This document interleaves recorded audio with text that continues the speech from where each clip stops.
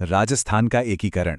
ये कोई boring history का चैप्टर नहीं है, बल्कि ये भारत की सबसे रोमांचक कहानियों में से एक है। तो चलिए इसे किसी किताब की तरह नहीं, बल्कि एक वेब सीरीज की तरह समझते हैं, जिसमें हीरो भी हैं, विलन भी हैं और ढेर सारे प्लॉट ट्विस्ट भी। यकीन मानिए, एक बार इस कहानी को समझ लिया तो सारे फैक्ट्स अपने आप दिमाग में बैठ जाएंगे।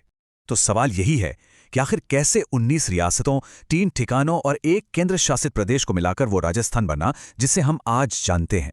ये कहानी सिर्फ एक राज्य के बनने की नहीं है, बल्कि उस वक्त की सबसे बड़ी पॉलिटिकल और एडमिनिस्ट्रेटिव चुनौती की है। चलिए जरा 1947 के भारत में चलते हैं। देश तो आजाद हो गया है, लेकिन रियासतें अपनी अपनी दुनिया में है। उस समय राजस्थान जैसा कोई एक राज्य था ही नहीं। ये 19 रियासतों, 3 ठिकानों यानी लावा, कुशलगढ़ और नीमराणा और एक केंद्र शासित प्रदेश अजमेर मेरवाड़ा में बटा हुआ था। कुल मिलाकर 23 अलग अलग यूनिट्स। माहौल ऐसा था कि भारत के टुकड़े टुकड़े होने का खतरा बिल्कुल सामने खड़ा था। अब देखिए, हर बड़ी कहानी में एक मजबूत टीम होती है। इस एकीकरण मिशन के लीडर थे सरदार वल्लभ भाई पटेल और उनके सबसे बड़े रणनीतिकार वीपी मेनन। इन दोनों की जोड़ी ने ही इस नामुमकिन से लगने वाले काम को मुमकिन बनाया था।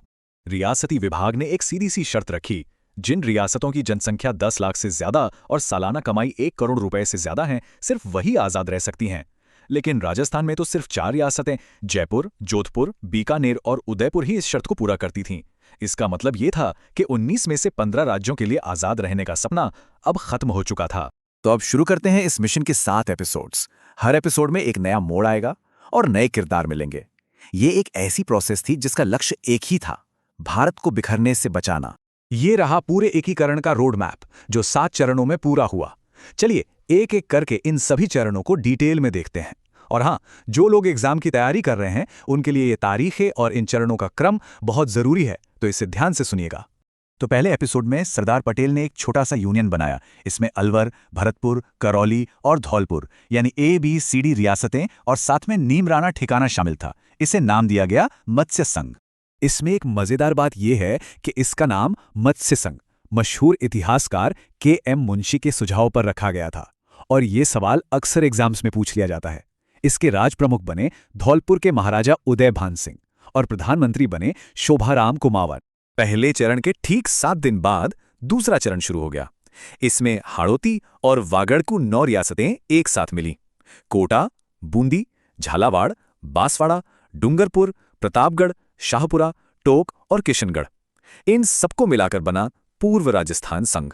जरा सोचिए, ये शब्द थे बांसवाड़ा के शासक चंद्रवीर सिंह के, जब उन्होंने विलय पत्र पर दस्तखत किए। ये एक वाक्य ही दिखाता है कि अपनी सदियों पुरानी सत्ता और पहचान को खोना राजाओं के लिए कितना मुश्किल और इमोशनल फैसला था। अब आता है कहानी में सबसे बड़ा मोड़। दूसरे चरण में बने राजस्थान संघ में अब भारत की सबसे पुरानी और गौरवशाली रियासतों में से एक उदयपुर यानी मेवाड़ शामिल हो जाती है। मेवाड़ के जुड़ते ही इस संघ का नाम बदलकर संयुक्त राजस्थान हो गया और इसका रुतबा एकदम से बढ़ गया। इसका उद्घाटन करने खुद देश के पहले प्रधानमंत्री पंडित जवाहरलाल नेहरू आए थे। ये इस कहानी का सबसे बड़ा टर्निंग पॉइंट है, जिसे हम गोल्डन फेज भी कह सकते हैं। इस एपिसोड में संयुक्त राजस्थान में 4 बड़ी और ताकतवर रियासतें जयपुर, जोधपुर, जैसलमेर और बीकानेर शामिल होती हैं। इनके मिलने से बना वृहद राजस्थान, जो आज के राजस्थान का असली आधार है। जब इतनी बड़ी बड़ी रियासतें एक साथ मिलीं, तो सबसे बड़ा झगड़ा था राजधानी और सत्ता के बंटवारे को लेकर। हर कोई चाहता था कि राजधानी उसकी रियासत में बने। इस तरह की पॉलिटिकल गुत्थियों को सुलझाने के लिए कमेटियां बनाई गईं, जिनकी सिफारिशें एग्जाम्स के लिए बहुत ज्यादा महत्वपूर्ण हैं। तो इस समस्या को सुलझाने के लिए बनी P सत्यनारायण राव समिति। समिति ने जयपुर को राजधानी बनाने की सिफारिश तो की, लेकिन जैसा कि आप स्लाइड पर देख सकते हैं, सबको खुश रखने के लिए सरकारी विभागों का बड़ी होशियारी से बंटवारा कर दिया गया। एक कमाल का राजनीतिक समाधान था ये।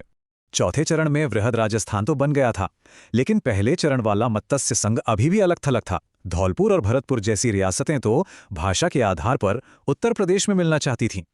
इस प्रॉब्लम को सॉल्व करने के लिए डॉक्टर शंकरराव देव समिति की सिफारिशों पर मत्स्य संघ को वृहद राजस्थान में मिला दिया गया। और अब वो दिन आ गया जब हमारे प्रदेश को उसका ऑफिशियल नाम मिला। 26 जनवरी 1950 को, यानी ठीक उसी दिन जिस दिन भारत गणतंत्र बना, संयुक्त वृहद राजस्थान का नाम बदलकर राजस्थान कर दिया गया। इसी चरण में सिरोही का काफी विवादों भरा विलय भी शुरू हुआ।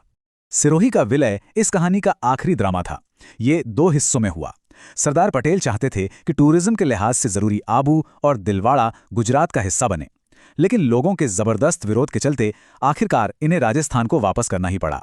और अब आता है इस कहानी का ग्रैंड फिनाले, वो पल जब राजस्थान अपने आज के स्वरूप में आया। ये एकीकरण के सफर का आखिरी और सबसे निर्णायक अध्याय था। 1 नवंबर 1956। इस तारीख को राज्य पुनर्गठन आयोग की सिफारिशों पर राजस्थान की सीमाओं को फाइनल टच दिया गया। यही वो तारीख है जब हमारा राज्य वैसा बना जैसा हम उसे आज जानते हैं। ये आखिरी चरण किसी पहेली के आखिरी टुकड़ों को जोड़ने जैसा था। केंद्र शासित प्रदेश अजमेर मेरवाड़ा, सिरोही का बचा हुआ हिस्सा आबू दिलवाड़ा और मध्य प्रदेश का सुनेल टप्पा क्षेत्र, ये सब राजस्थान में मिलाए गए और बदले में झालावाड़ का सिरोंज क्षेत्र मध्य प्रदेश को दे दिया गया। इसी दिन यानी 1 नवंबर 1956 को एक बहुत बड़ा संवैधानिक बदलाव भी हुआ। राजशाही का प्रतीक राज प्रमुख का पद खत्म कर दिया गया और उसकी जगह लोकतांत्रिक व्यवस्था के तहत राज्यपाल का पद बनाया गया।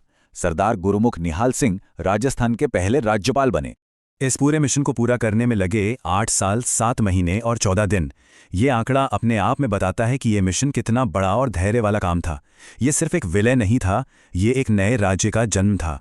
ये जो आखिरी चरण था, ये राज्य पुनर्गठन आयोग की सिफारिशों पर आधारित था।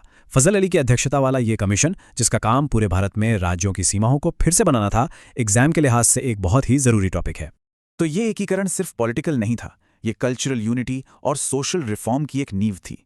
इस मिशन ने भौगोलिक सीमाओं को तो जोड़ दिया, लेकिन ये सवाल आज भी उतना ही जरूरी है कि अलग अलग रियासतों और संस्कृतियों से एक साझी राजस्थानी पहचान कैसे बनती है। राजस्थान का एकीकरण ये कोई बोरिंग हिस्ट्री का चैप्टर नहीं है, बल्कि ये भारत की सबसे रोमांचक कहानियों में से एक है।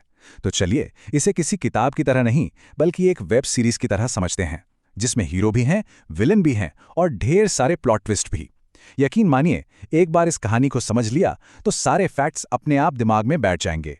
तो सवाल यही है कि आखिर कैसे 19 रियासतों, 3 ठिकानों और एक केंद्र शासित प्रदेश को मिलाकर वो राजस्थान बना जिसे हम आज जानते हैं।